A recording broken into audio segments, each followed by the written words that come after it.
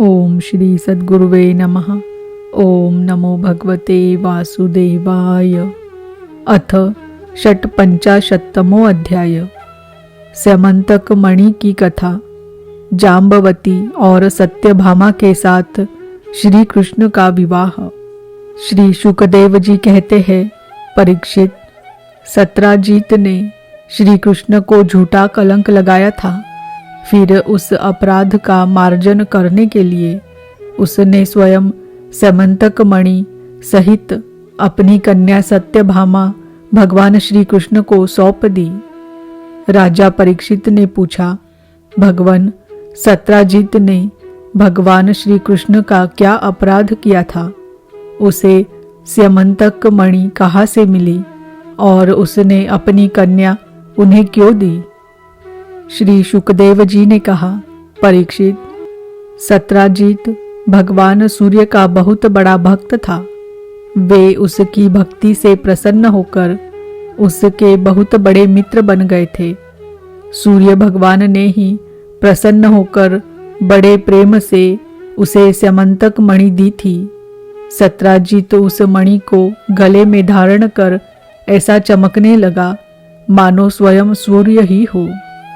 परीक्षित, जब सत्राजीत द्वारका में आया तब अत्यंत तेजस्विता के कारण लोग उसे पहचान न सके।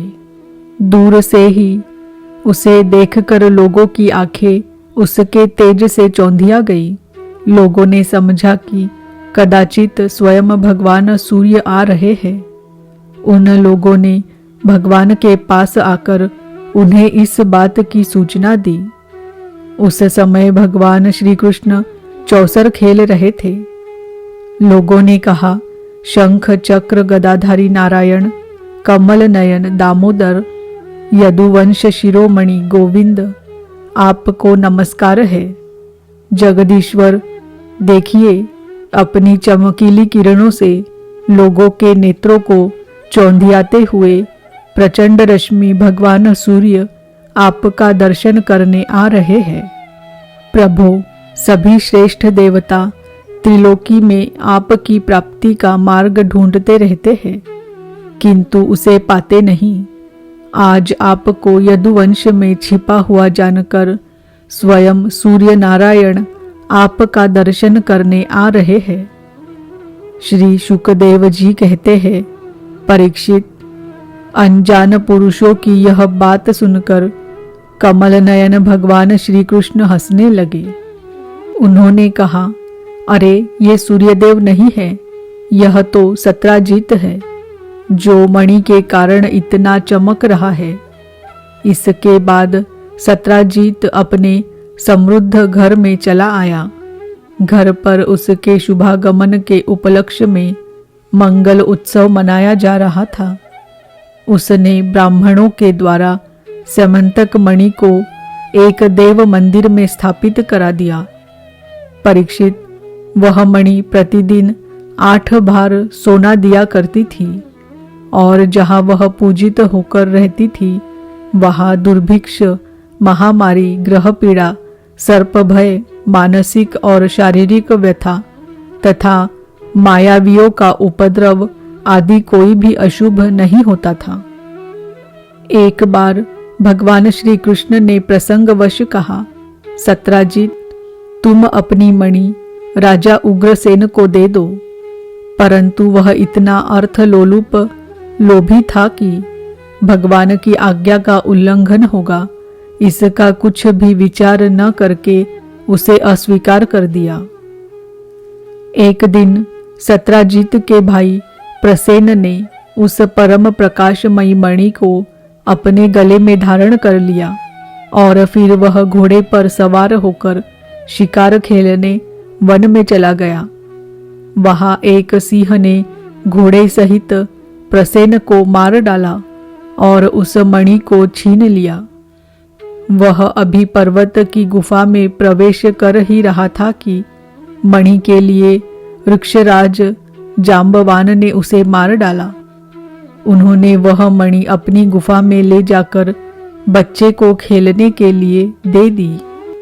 अपने भाई प्रसेन के न लौटने से उसके भाई सत्राजीत को बड़ा दुख हुआ।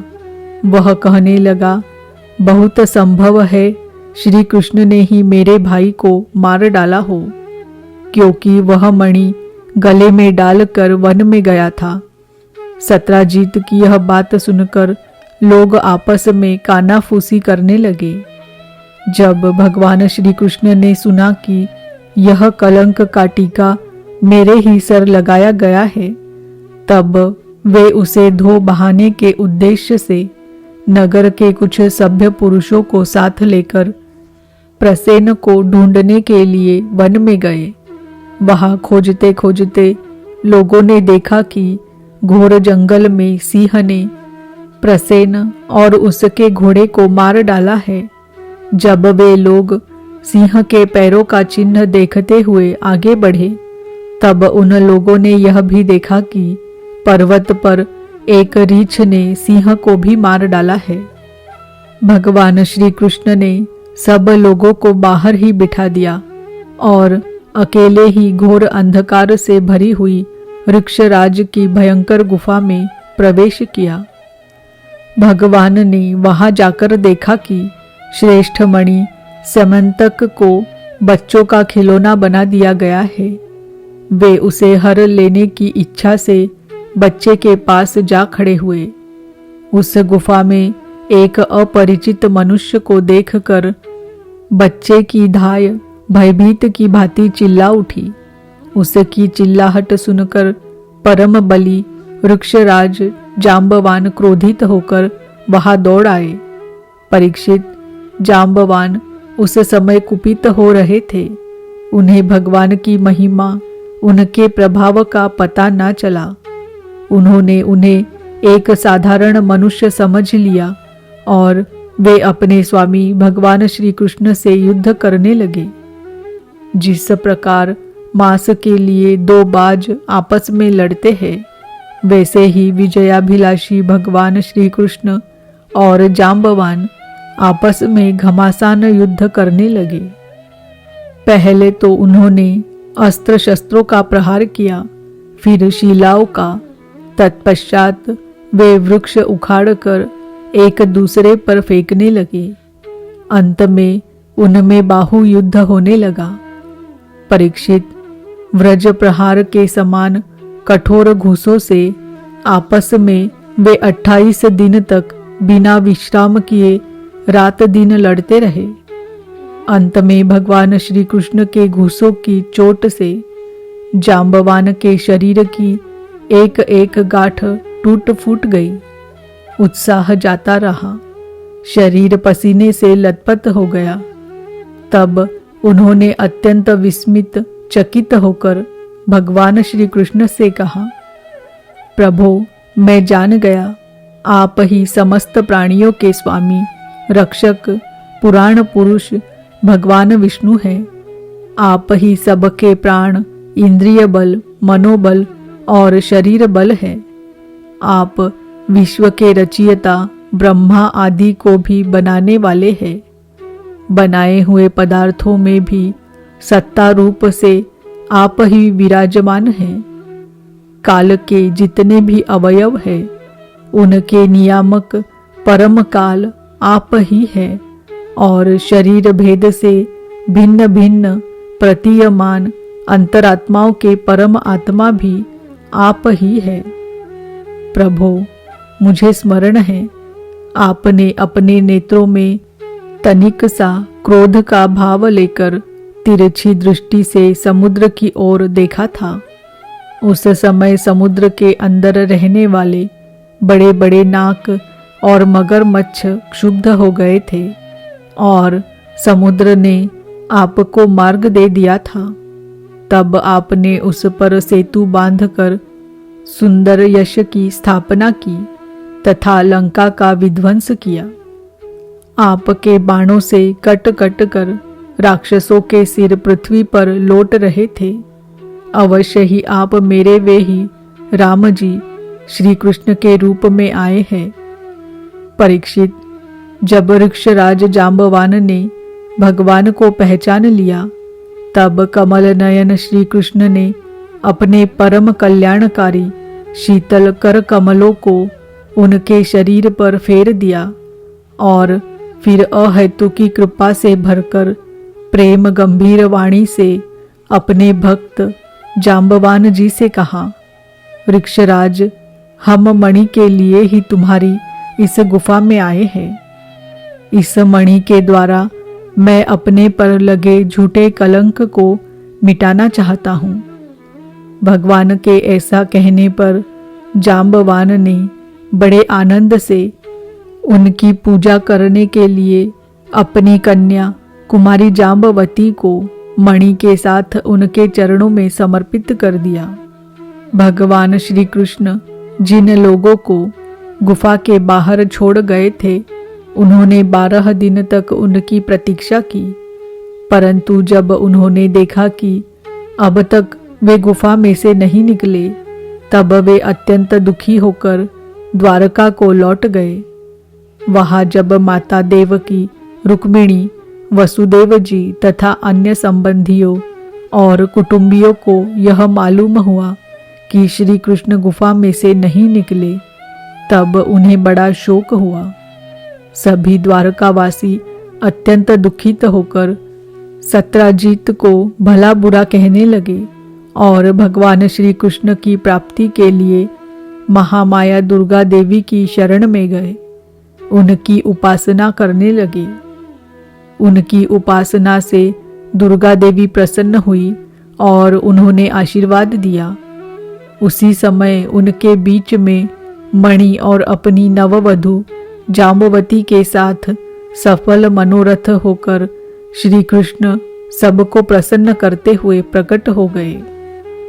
सभी द्वारकावासी भगवान श्री कृष्ण को पत्नी के साथ और गले में मणि धारण किए हुए देखकर परमानंद में मग्न हो गए, मानो कोई मरकर लौट आया हो। तदनंतर भगवान ने सत्राजीत को राजसभा में महाराज उग्रसेन के पास बुलवाया और जिस प्रकार मणि प्राप्त हुई थी वह सब कथा सुनाकर उन्होंने वह मणि सत्राजीत को सौंप दी। सत्राजीत अत्यंत लज्जित हो गया। मणि तो उसने ले ली, परंतु उसका मुंह नीचे की ओर लटक गया। अपने अपराध पर उसे बड़ा पश्चाताप हो रहा था। किसी प्रकार वह अपने घर पहुंचा। उसके मन की आंखों के सामने निरंतर अपना अपराध नाचता रहा। बलवान के साथ विरोध करने के कारण वह भयभीत भी हो गया था।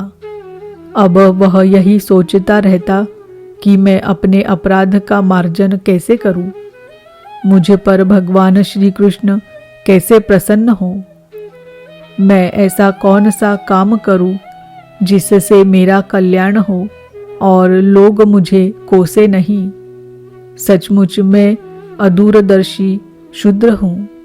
धन के लोभ से मैं बड़ी मूढ़ता का काम कर बैठा। अब मैं रमणियों में रत्न के समान अपनी कन्या सत्यभामा और वह स्यमंतक मणि दोनों ही श्री कृष्ण को दे दूं। यह उपाय बहुत अच्छा है।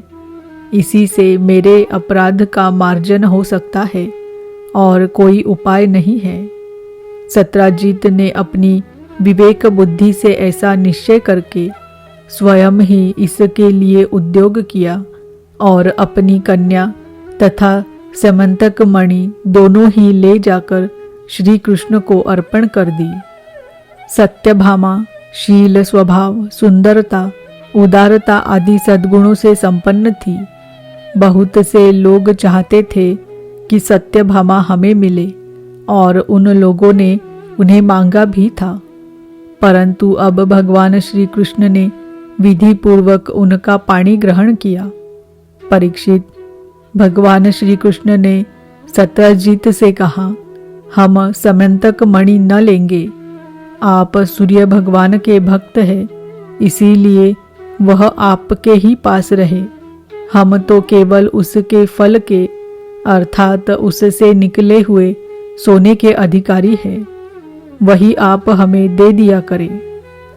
इति श्रीमद्भागवते महापुराणे पारमहंस्यां संहितायां दशमस्कन्धे उत्तरार्धे स्यमन्तकोपाख्याने 56तमो अध्याय। ओम नमो भगवते वासुदेवाय। ओम नमो भगवते वासुदेवाय। ओम नमो भगवते वासुदेवाय।